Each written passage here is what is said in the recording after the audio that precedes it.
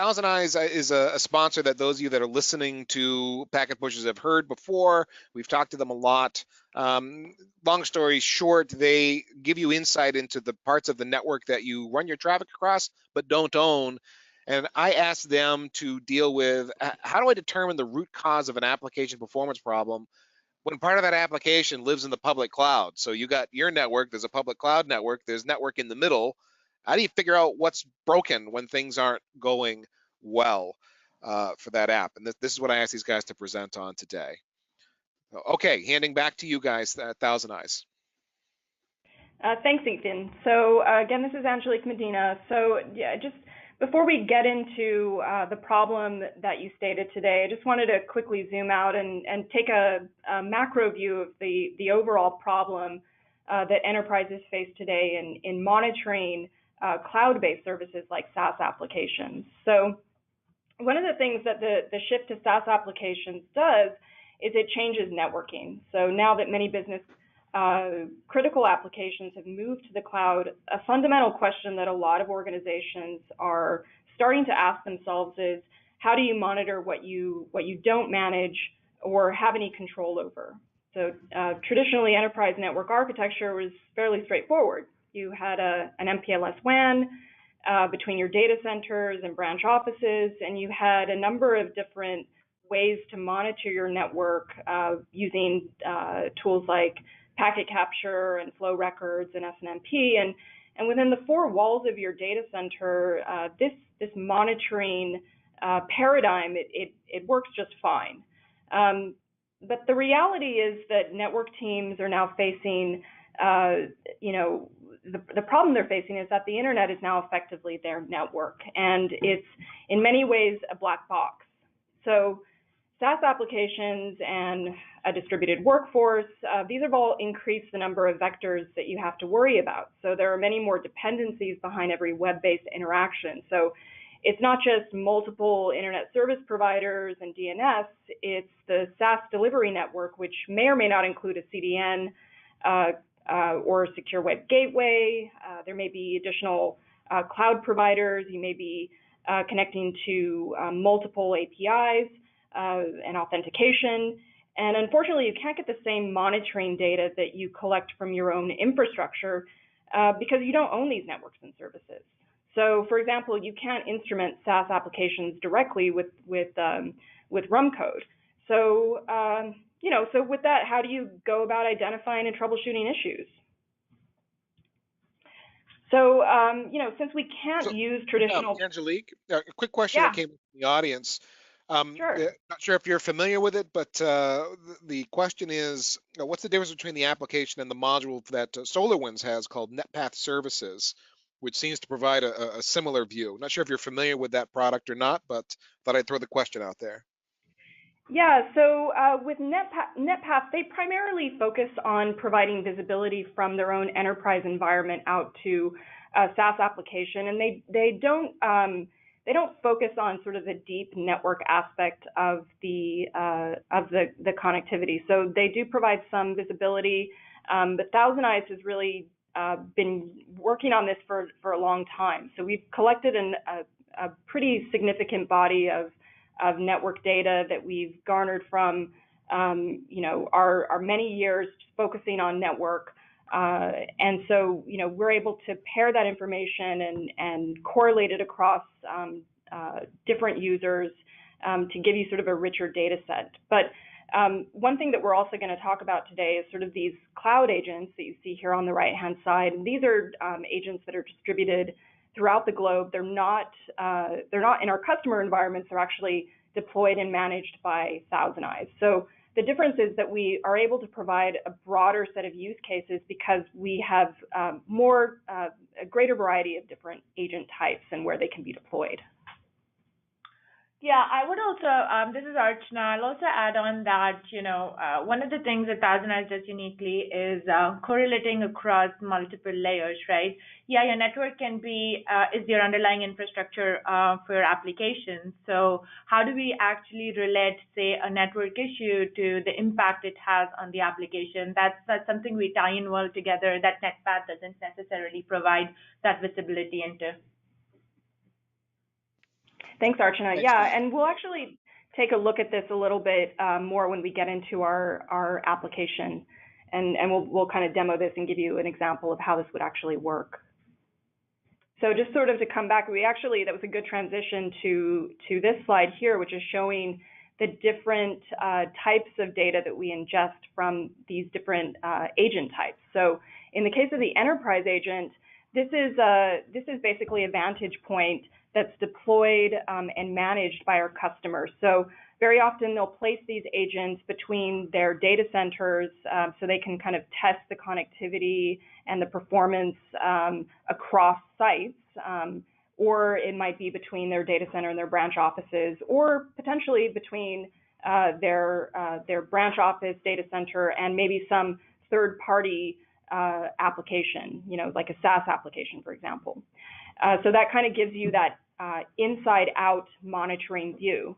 The cloud agents on the right-hand side are really designed to give you sort of an outside-in view. So these are great for application providers who want to be able to simulate how their users are consuming their service and what their performance looks like. So they basically can be used to simulate users in a variety of locations. So we have these deployed all over the globe. They come in a variety of flavors as well.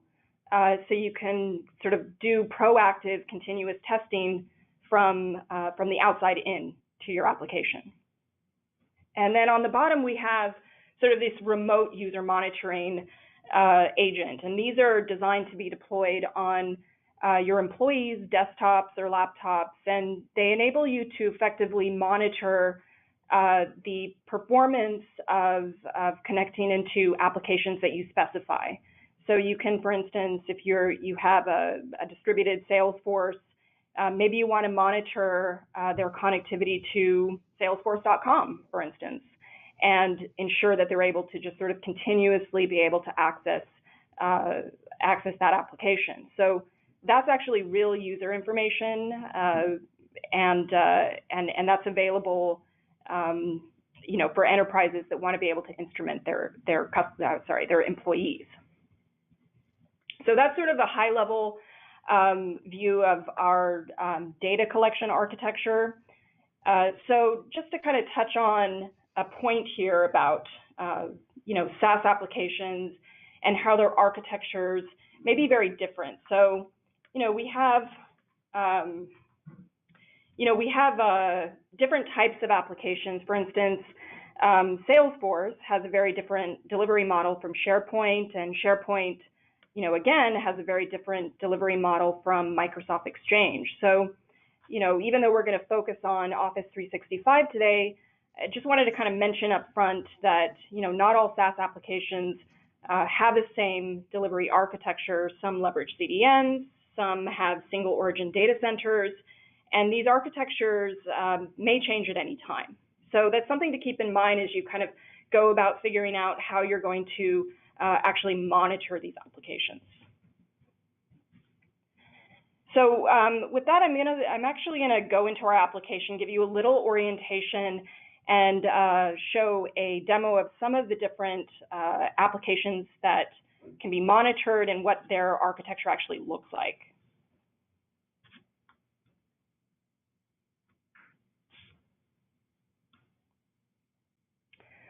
All right, so the first application that we're going to look at is Salesforce.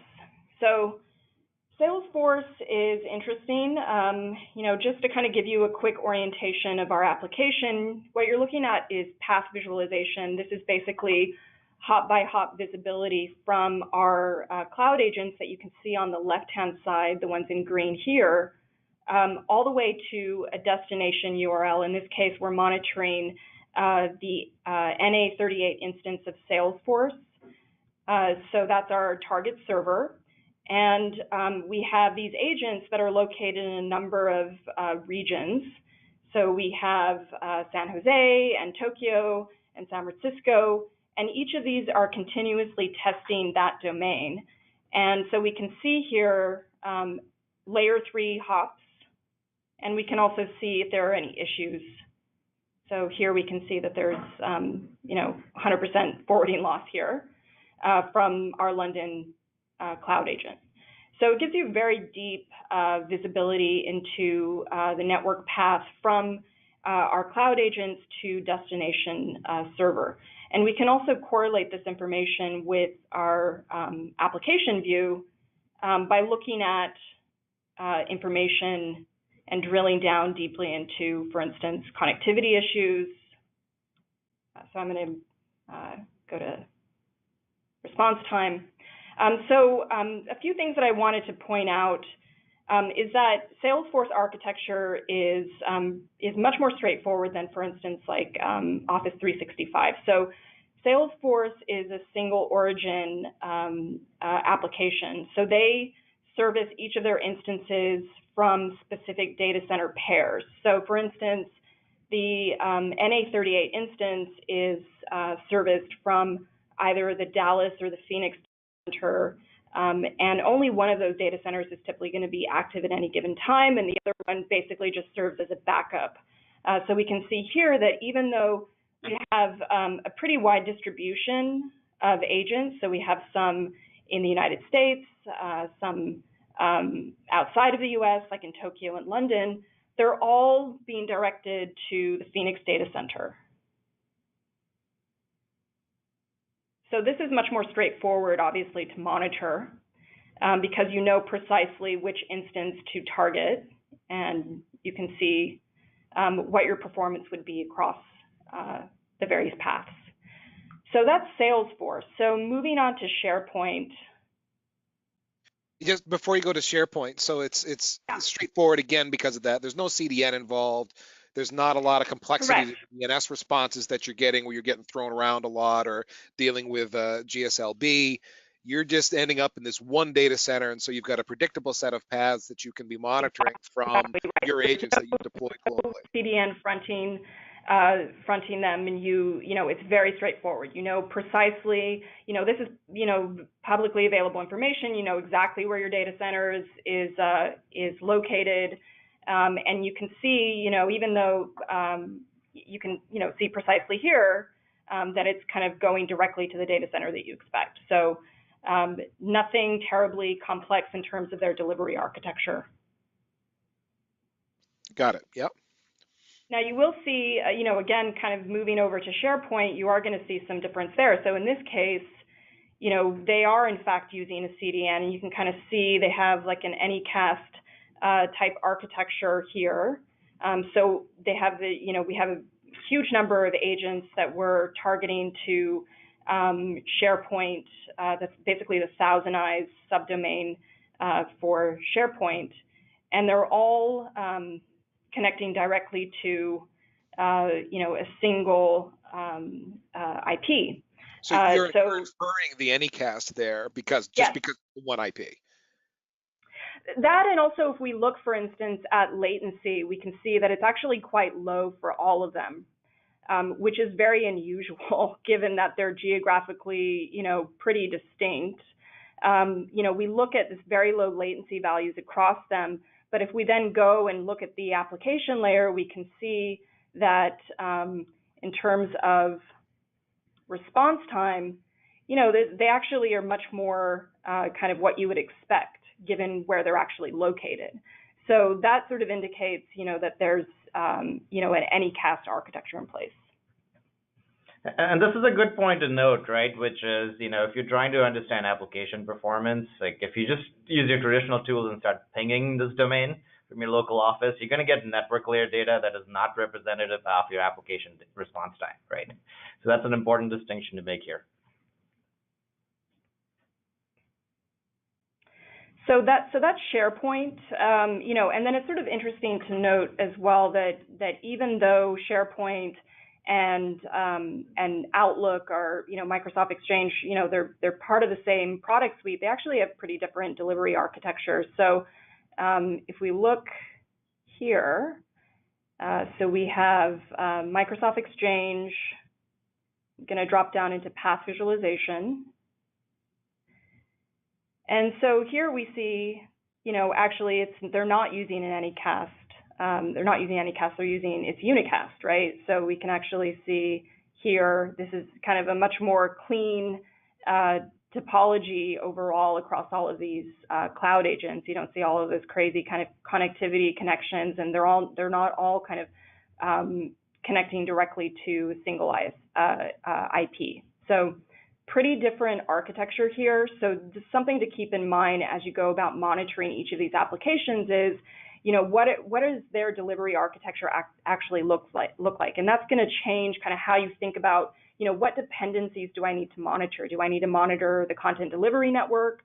Do I need to think about, specifically where my agents are located? Are there additional things to keep in mind in terms of authenticators, authentication? Maybe there's other third-party APIs. So for instance, with Salesforce, we didn't really get into this because this is kind of a more complex topic, but Salesforce often, you're going to be using third-party applications, as part of the Salesforce app. And so something to consider there is, do you want to just monitor end-to-end performance to Salesforce? Maybe you'll even do some kind of higher-level transaction monitoring where you log in and you do a contact search. So that's one way to do it. You may also want to independently go and monitor each of your third-party Salesforce applications independently. So that's also potentially another way to do it. So you have to kind of think about, like, what are the dependencies between my users and the application. So with that, I'm going to turn it over to Amit, and he's going to get a little bit more into this problem that we talked about. Thanks, Angelique. Yeah, so going back to the problem we kind of started discussing initially, right? So we're going to go through two scenarios here for the rest of the hour. So the first scenario is a common one in enterprise operations where you start to see there's reports of issues around a specific SaaS application, but there's no help desk tickets, there's no concrete data. It's not a concrete problem yet, but it's just sort of a nebulous problem that falls in your lap and you have to solve it, right? And the second scenario is a very specific issue with a specific employee that's experiencing problems. And my colleague Archana is going to cover this scenario shortly. So going back to scenario A, right? So what's going on is you come into the office in the morning and you notice on your Slack channel there's a bunch of people complaining about their email, right? And some other people have responded to that thread saying, okay, no, we're fine. We're just fine, right? When you notice that these issues are coming predominantly from Europe, lots of people are sending test emails. There's no specific help desk tickets. And, you're starting to get that sinking feeling of, this could be a really hairy problem to solve. Let me cancel out all my plans for the rest of the day, possibly even the evening, right? So how do you begin to troubleshoot this? And how do you get a problem like this somewhat under control, right? So before we jump into a demo of this situation, I want to quickly, just recap what are we dealing with when we're dealing with a SaaS application like Office 365, right? So you have your users in the office on a local, a corporate LAN on wireless, presumably. You've got some users that are outside as well, right? So the whole premise of SaaS is, it's an application that you should be able to connect from anywhere. So you've got your internal users, you've got your external users that are somewhere on the internet, your road warriors, traveling employees. You've got a corporate LAN, you've got a corporate WAN to deal with, you've got your local DNS infrastructure. There's a firewall guarding your perimeter. And then you have the public internet, right, through which you get to these applications. And then you have your external users are going to deal with an external DNS provider. And then what you have over here is the Microsoft network. So most people don't realize this, but Microsoft's actually invested a tremendous amount of money in building out their own global network that connects with the public internet in multiple locations, right? And if you ask them for architectural recommendations around how to connect to Office 365, the standard recommendation is hand off traffic to us as quickly as possible. Go through as few internet hops as possible, right? So because they have presence and they have peering relationships with almost all of the major ISPs in the world, right?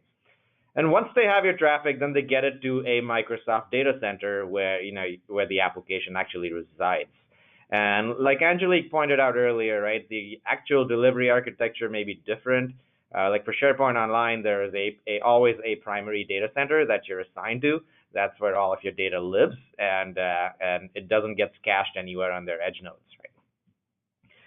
So this is all just the application data paths, right? There's also another component you need to think about, which is Azure AD, right? Active Directory and authentication. So in your journey to the cloud, you may have started migrating to Azure AD, which is hosted in the Microsoft data center. But you're never going to get rid of your internal app so easily, right? So you still have an on-premises component here that you have to maintain, and then you have to synchronize these two and make sure they're always in sync. And as you get, the point I'm trying to make here is there's a lot of things here that could go wrong, right? And at this point, you may be inclined to think, okay, well, maybe I'm just going to worry about my little piece over here, which sits on the left side, and leave the rest to Microsoft, right? Well, it's not as easy as that. Ultimately, somebody in your management chain owns the application and owns the outcome, right? So even though you don't own the rest of this infrastructure that you're using to deliver this app, you own the outcome of the app, right? If email isn't working, guess who's getting called, who's on the hook, and who doesn't get to go home, right?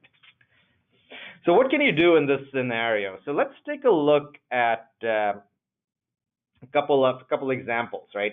So I'm going to jump ahead to the Office 365 dashboard. So this is a ThousandEyes dashboard that gives you a high-level picture of how your applications are performing at any point in time, right? So there's two dimensions we're looking at here. One is the availability dimension, and this is end-to-end availability all the way from your offices or your locations to your users. Quick question about what we're looking at here. So this dashboard, is this something that I cobbled together as a user for myself? So this is a dashboard that can be configured in the ThousandEyes based on data that is collected by ThousandEyes, and there's a deployment guide that we'll be sharing with the audience around how to do this. But again, it's very easy to set up, fairly straightforward. Does that answer your question, Ethan? Yeah. I think what I'm hearing here is right. There's pieces and parts that can populate the data fields here, and I just kind of put together what I'm looking for. And in this case, I'm looking at a dashboard that's been put together for Office 365 monitoring specifically, or. This is specific to Office 365, and you can do similar things for Google Suite, Salesforce, and all of the other SaaS applications, right? Got it. And then you can also have sort of an Uber dashboard that kind of pulls some high-level metrics from each of these applications and shows them to you on one screen. These dashboards can be turned into reports that get emailed to you, so you have this data in your mailbox, right? You don't have to go looking for it, right? So if somebody asks you the question, what's Microsoft availability been like in the last 30 days, you have that number right here, right?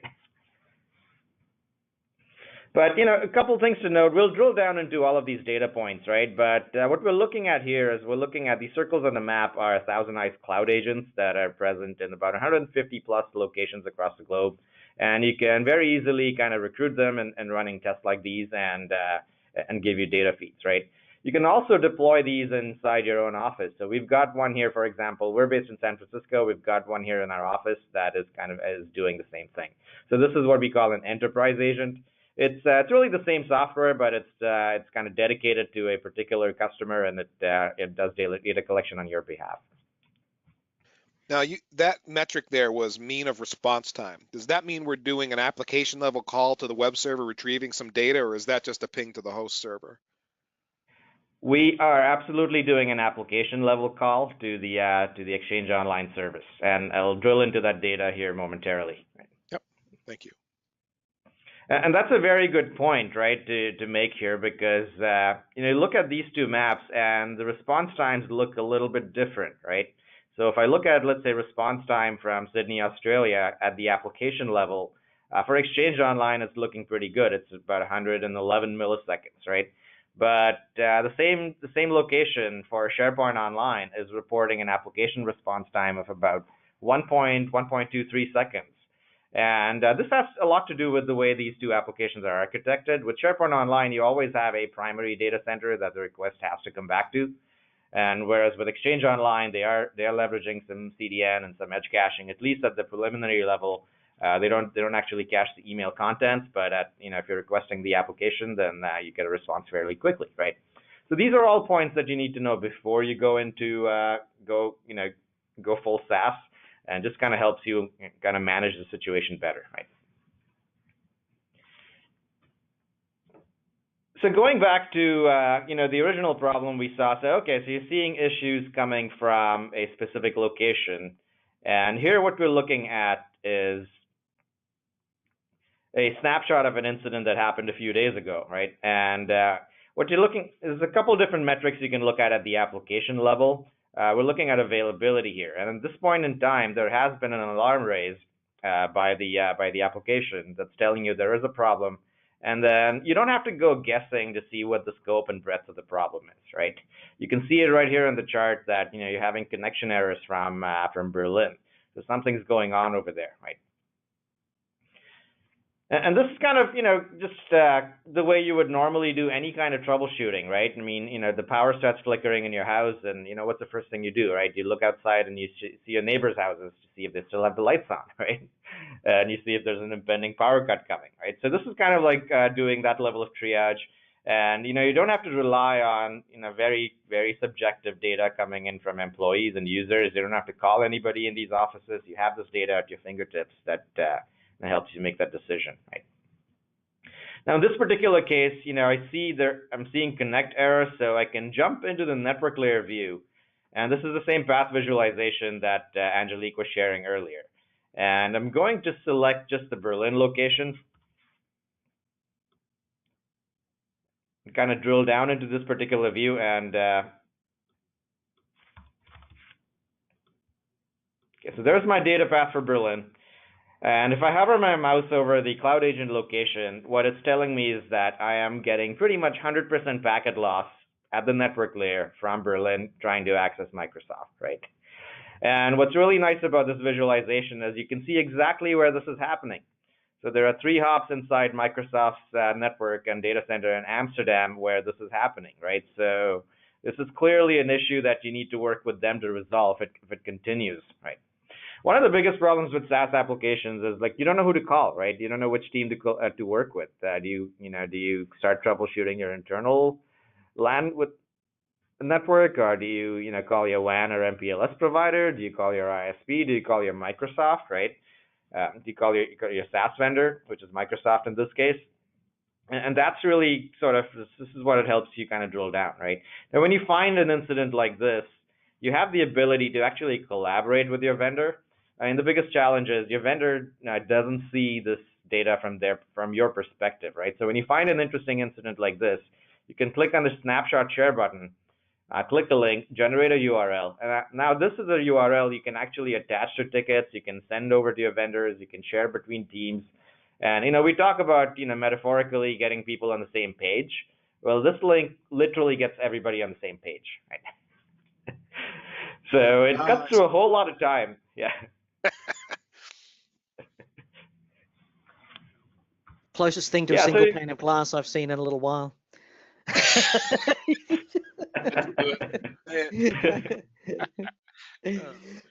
Maybe one less pane of glass. How's that? Exactly.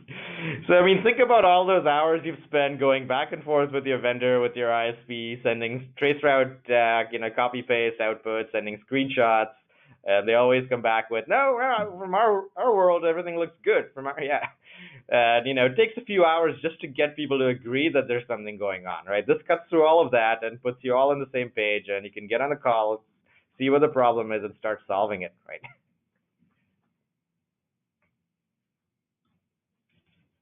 Yeah. So in this case, go ahead. Just one quick question we got to pause here.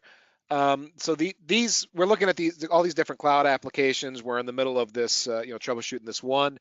Are these tests canned, like they're built in, or do I have to actually build these endpoints and set up these tests? We do offer a library of canned tests that are in the product when you first register and sign up, right? So you get to choose these from a drop-down list.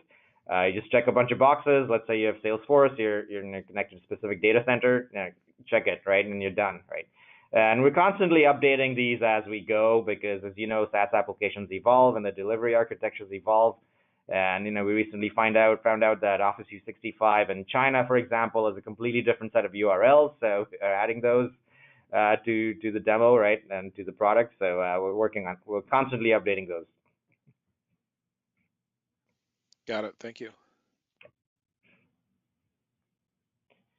Yeah. So this is basically a picture of your outage from an application perspective, from a network perspective. And what this tells you is this happened. Now, this is sort of like watching a movie, right? You can go back and forth in time and see, okay, how long-lived was this outage?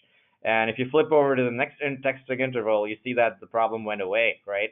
So this case, this was just a sporadic issue that happened within Microsoft that affected the ability of some users in Europe to connect to the application. But now you know that this is not going to be a problem that's going to dog you for the rest of the day, and you might just get to go home at 5 o'clock, right? I wanted to show sort of one more example that we picked up here, right, around Outlook Web Access. So looking at the data from a San Francisco office, and here's the availability. So the two lines here, so you see the solid shaded area is the average of all of the locations. The dark green line on top is specific to the agent that I just selected. And as you can see, we haven't had too many availability problems from this location. And response time it does vary quite a bit, but still within range. And I've had some spikes over here in response time, right? So I'm kind of curious, and I want to understand, okay, what is this? Is this something that happened on my network? Is this a network congestion? Is this an ISP problem? Or was this a temporary application blip? And with one simple click, I can quickly answer that question. This little pie chart here tells you the different phases in that exchange and how much time each phase took, right? And actually, let me jump into table view to give you the actual numbers. So in table views, you kind of see the breakdown, right? And you can see the response time in this case was about 3 seconds, not good. But if you look at the constituents and all of the phases that contributed to that, you can see most of it is a wait time, right? Your DNS resolution was 66 milliseconds, pretty fast. Connect time was 24 milliseconds, so the network's actually pretty okay. But you have a very high wait time that's coming from the application. So this one clearly was an application blip. If it happened only once, but if it happens repeatedly over and over again, so that's the kind of issue you want to take up with Microsoft to find out why that's going on, right? But then because of this, I kind of started drilling a little bit deeper into the data to see what can I see at a network layer, to see do I have any problems at the network layer. And again, no packet loss here on this chart. And let me narrow this down to just the San Francisco office agent, no packet loss. But if I look at latency, I start to see something really interesting, right? So this is my time series across, a few days. And what I see here is that, roughly as the working day goes on, my latency starts jumping around, right? On the weekends, it's back to normal, but as you can see in the middle of a work day, my latency jumps up quite a bit. So it goes from, let me just zoom into this area over here, right? So steady state baseline's about 1-2 milliseconds to Microsoft, and this is what we see. So this is our agent in the office. Our ISP here happens to be Cogent, and then Cogent is handing traffic off at this point to Microsoft and then enters in their network. And if you look at the latency numbers, they're fairly low, about 2 to 3 milliseconds, about 1 millisecond end to end, which is good, which is really optimal, right? But then what happens over here? Now my latency end-to-end suddenly has jumped to about 26 milliseconds. And this visualization clearly tells me, okay, nothing on my end, right? Going through my network, it's going through most of Cogent, that's fine. Comes to the Cogent edge, the latency is still about 1 millisecond, so that's fairly optimal. And now if I jump over into Microsoft, what do I have here? 24 milliseconds, right? So some path on this hop, some layer 2 path on this hop changed. That's caused this latency to switch. And it looks like it's changed in response to traffic load, or, it just could be an interface that's flapping somewhere that, it hits peak and it drops out, and then traffic switches over to a backup path, and then it gets better, right? Most likely level 3 and Comcast are having a fight over something again, the backbone providers are arguing over shifting traffic around and trying to screw each other over for charging each other for how much traffic. And that's what happens, isn't it? Exactly. Or something like that anyway. Traffic on the internet doesn't take a single path. It moves around all the time, and you can't ever know. That's the challenge. Well, actually, they're showing us that you can know. You can't discount visibility when you're using a SaaS application, right? So I've heard from so many people that, oh yeah, no, we've got some maps in the cloud. No, but we've got ExpressRoute, we're okay, right? So it's not things like ExpressRoute and you know the private peering connections they're not sort of a panacea, right? So you still need some visibility and you need to be able to have this conversation with your ISP, right? So this is data I can actually snapshot and send to Cogent and Microsoft and say what's going on here, right?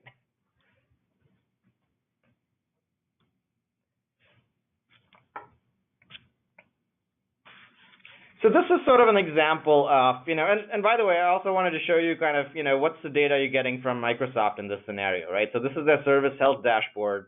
They do post advisories when they have issues, right? So, but this is not telling me anything that I can use as a network admin. Okay, so they're having some issues with Mailflow connectors, and some users may not be able to open attachment with Outlook for Mac, right?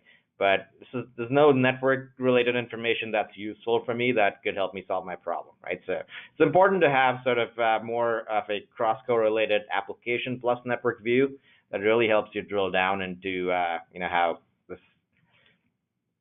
what the root cause of your problems might be, right? And where to spend your time troubleshooting. So with that, I just wanted to quickly recap a few things around Office 365, right? A few key considerations. So just keep these in mind as you're going down your cloud journey, right? So at the end of the day, what users notice are your response times and page load times. They don't care about ping times, right, to the server. And as we saw in this example, the ping times and response times may not really correlate very well. One of the other things that you need to understand is how are you doing relative to everybody else in your city, right? So there is a widget here on the dashboard that compares performance between the enterprise agent inside our office and our San Francisco cloud agent, which is more representative of an average user experience, right? And you want these two to correlate most of the time, right? And when you see sort of outliers like these where you're doing significantly worse than that, that's cause for investigation, right?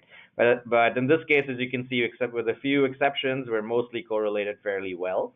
And that's when you know you're from a network perspective, you're doing all the right things.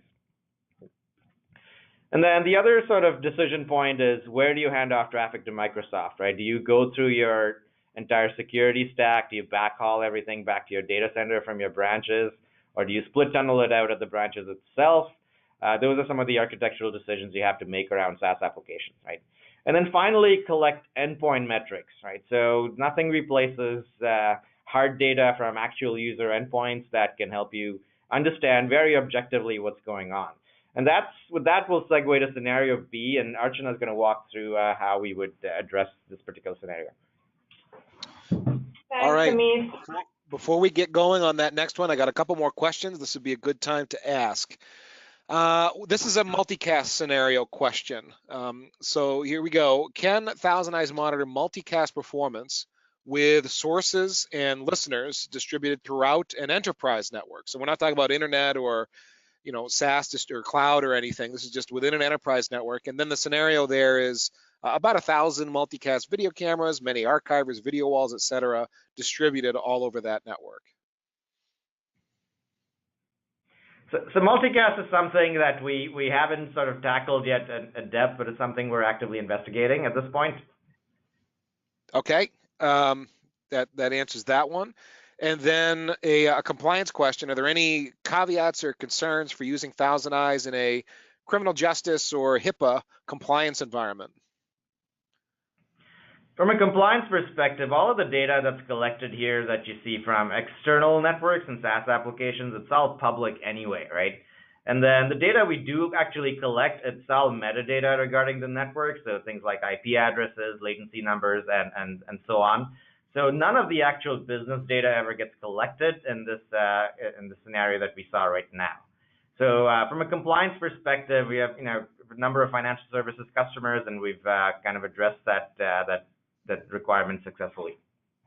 Very good. Okay, that is all of the questions we've had right now, so we can move on to the next section.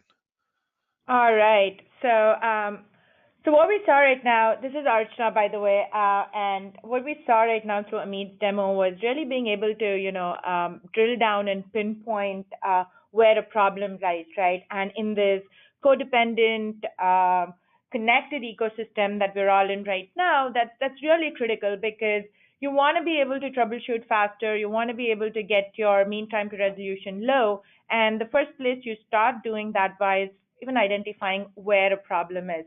So what we saw with scenario A here was really understanding how an external dependency, while you're connecting to a SaaS service provider like Office 365 in this instance, was still affecting performance of your internal users.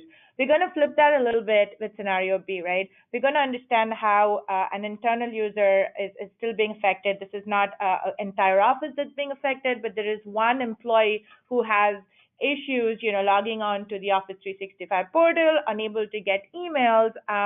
But the kicker there is he or she is actually able to access this from home. And if you're a network admin and IT admin at this point, we were actually wishing the scenario was reversed, because then you could conveniently just blame the home Wi-Fi and say everything is perfectly fine in the office. But this is not that case, right? So this employee comes into work, unable to access email, and files an IT ticket.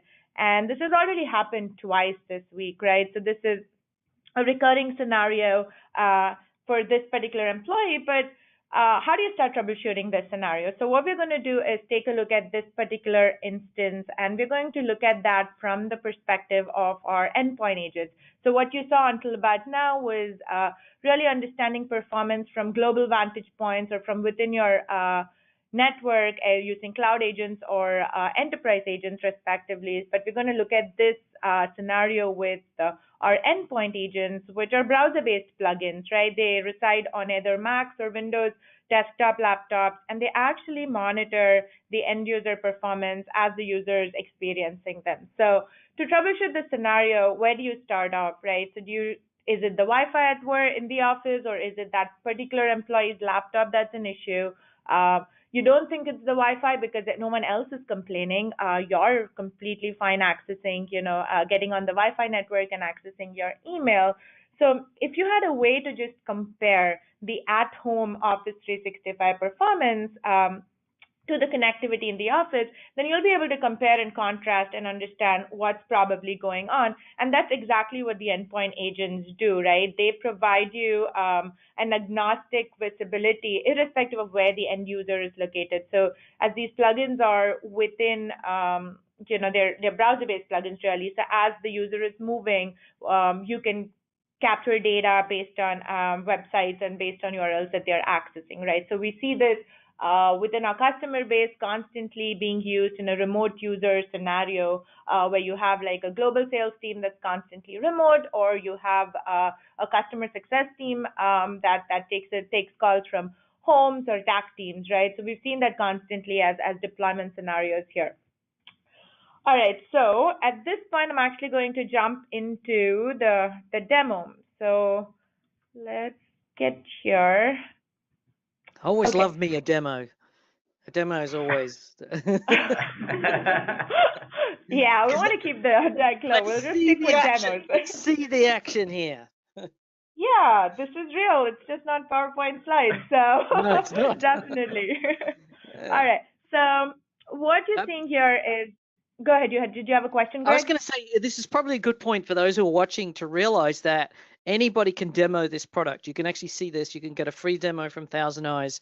I'm sure you'll mention it towards the end, but this is live. If you want to do this, you can actually get a free for a couple of there's limits to the free one, but you can go and play with this yourself. You can actually suck it and see before you actually commit. Yeah, absolutely. And I will share the link towards the end where you can go and sign up for a free demo. As you see here on the screen, there's a create free account button right there. And something that I want to draw attention to, and Amit mentioned that, is that what you're seeing here is really a snapshot. I haven't actually logged into the product, right? Which is amazing because you're in an environment, you're working with multiple service providers, you're working with different organizations even within your team. And if you're the application team, you know that you've blamed the network a lot of times, and if you're the network team, you've thrown it over the application team's fence, right? So this actually brings everybody together on the same page, and you can collaborate and solve these problems together. So there's no finger pointing really. All right, so what we see here is data that's been generated through what we call as the endpoint agent. So something that is familiar here is the timeline. The metrics on the timeline are different depending on the type of data that's being collected, but the timeline view gives you an ability to go back and forth to compare. So in this particular scenario, you can actually go back and understand if this employee, when he was connecting from home, what his performance looked like, and when he went and came into the office, what his performance looked like. So now you have like a good baseline comparison here with the timeline. What you're looking at is what we call the session detail view. You're basically looking at the user session. So the way endpoint agents work is as a user is accessing an online URL or an online SaaS application, we collect a detailed performance report from the web browser. So the HAR file, the HTTP archive file is what we collect, and we piece together how the actual response time, the page success rate looks like. But we also go a little bit further in understanding how the network looks like, and let's see what that means, right? So what we see here is page success rate, but let's look at the connection failures, because that's the complaint you've been receiving, this employee unable to connect to Office 365. And what you're seeing here is the connection failure for all employees right now. So if you see here, Nick, Prabneet, John, these are all actually ThousandEyes employees, and we all have the endpoint agent installed on our laptops. So as we are browsing and navigating to these whitelisted domains, so don't worry, not everything that you do on your laptop is going to get tracked. No one's going to know how much of Facebook or YouTube your employees are watching. It's whitelisted domains, so you can as we're navigating through these whitelisted domains, you can get performance information. And this employee Prabneet here, who's the one who's logged the IT ticket, you see that he is unable to get to outlook.live.com. So he wasn't making this up. So he is not able to get to that particular website. And what you see here is actually how the connection looks from Prabneet's laptop all the way to Outlook, right? So you see that the Wi-Fi connection is it's at quality at 70%. It's not the best at our ThousandEyes headquarters office, but it's not terrible. It's at least you can remove Wi-Fi as being the culprit in this situation.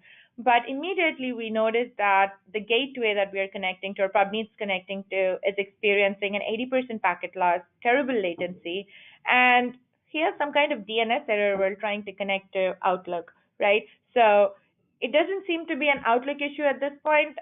Seems to be more of a localized DNS error, but you want to validate it. You want to see if that's really true.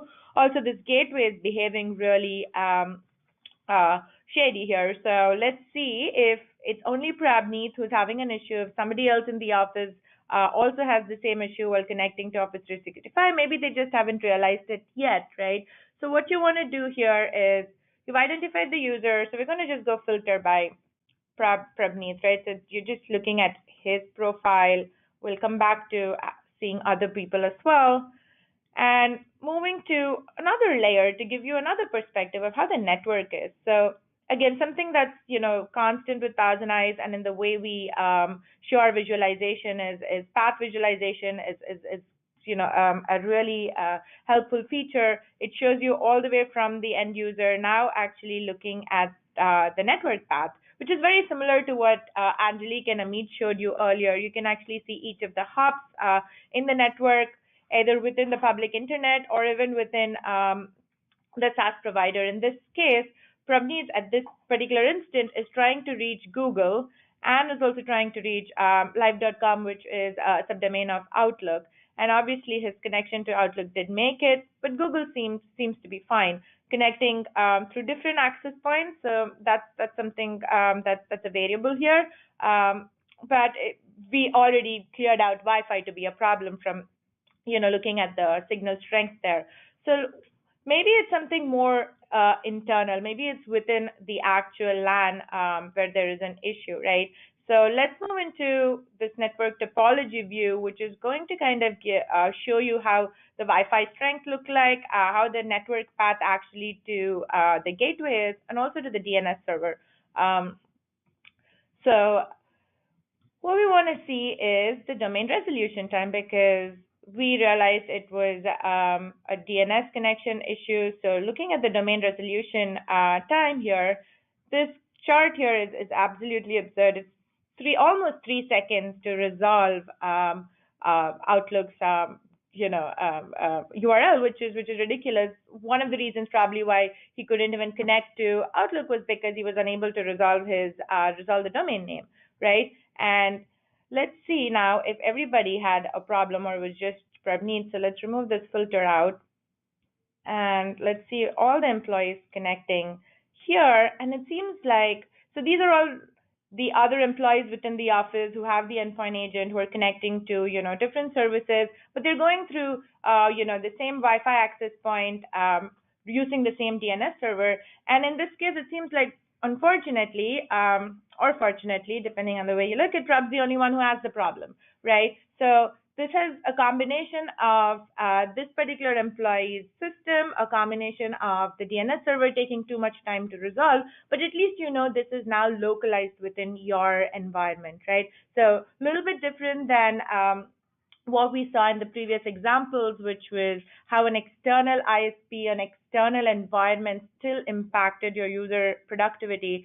And this is how an internal environment, this is something that is in your control. You can actually go and see what's going on within your DNS server, and you can actually see if there's some other processes in Pravneet's laptop that's, causing this type of problem, right? So, yeah, so now, quick yeah, question. go ahead.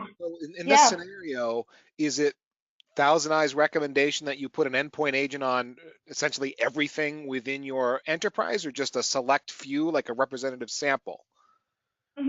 So it depends on, I would say, depends on which stage of your SaaS deployment you're in, right? Like when you're starting to, think about SaaS and like plan out your network, I would pick a representative sample of users within, different branch offices. So kind of in the readiness phase, you can actually use the small sample set to understand how performance is and what the baseline should be. As you're rolling out your SaaS deployments, I would pick more, I would phase it out, right? And phase it out depending on your most critical user group, your remote user group.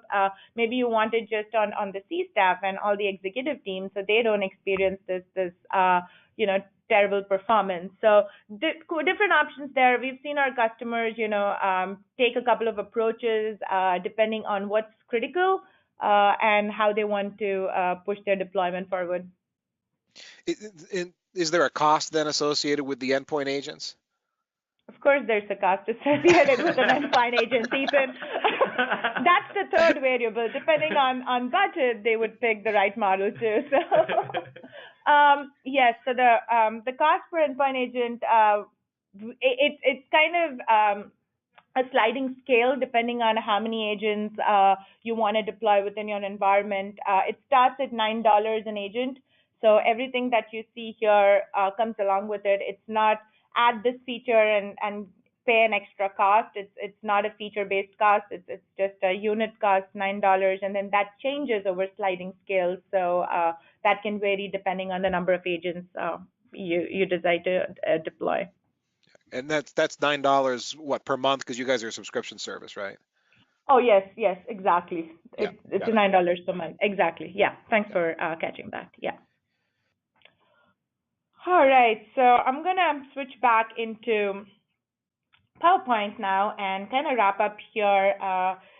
So what else could go wrong, right? These were two scenarios that we saw, and Angelique, put this really well in the first half. Is like what you want to identify is all the dependencies that you have while you're moving towards a SaaS application. How does the architecture look like? What are the API calls I'm making? Do I have to sync, in this particular case of Office 365, do I have to do a sync between the Azure Active Directory versus an on-prem?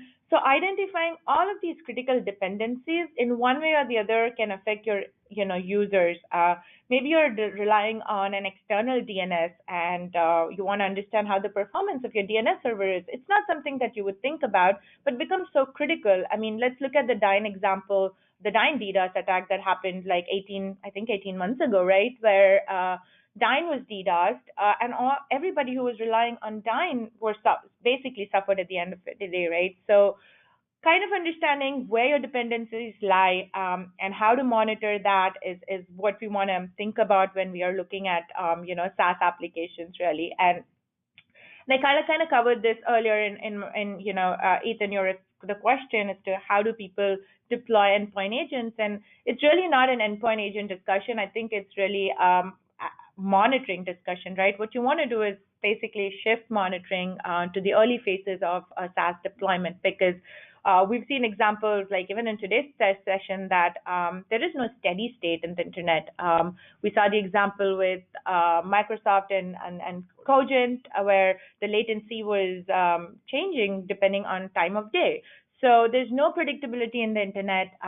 You have to identify what this new normal is, and that needs to be baseline. So starting early and making sure your deployment is actually ready for prime time is important. So what we recommend from ThousandEyes is, think about this by adopting like a readiness continuous model, right? Like, see if your system's ready, see if the cloud's actually ready for you, and your environment is to move to a cloud-based deployment, deploy it and constantly tune it, right? Because architectures can change overnight. Architectures can change depending on the SaaS application. So just be aware of that. And visibility is critical in all of this, because you don't own much of the network, you don't own a lot of the applications these days, but as IT teams, you're still responsible for the outcome and the service delivery, right? So that becomes really important, which is why it pushes visibility up the chain, right? You have to think about visibility when you're thinking about migrating to SaaS. So I'm going to wrap up with that. If there are any questions, this is the slide and the link Greg was pointing to earlier. You can get started today. So log on to thousandeyes.com/packetpushers and you sign up for a free 15-day trial. So whatever you saw today, the cloud agents, the endpoint agents, and the enterprise agents, they come with the 15-day trial. So, get your hands dirty. It's easy to install our endpoint agents or our enterprise agents. Cloud agents are already deployed for you. So all you have to do is get into the platform and pick the cloud agents that are representative sample of your user set, for example, and start monitoring your Office 365 deployments. So one question for you before you go. Does ThousandEyes differentiate between outgoing and return paths when dealing with asymmetric internet routes? So if you have our agents on both ends of the path, right, that is something we can identify and we can visualize. And that's something we introduced a couple of years back, actually, monitoring asymmetric paths on the internet. So what you need is, say you have 2 branch offices, you have enterprise agents on both ends, then you'll be able to recognize asymmetric data network paths. That's excellent. Okay, thank you very much, ThousandEyes team. And yeah, your T-shirts are kind of the nerdy ones, right? They got something the network engineer would love plastered across the front, as I recall. It's not just your logo. Absolutely. Go on, sign up for the trial, and you get a free T-shirt.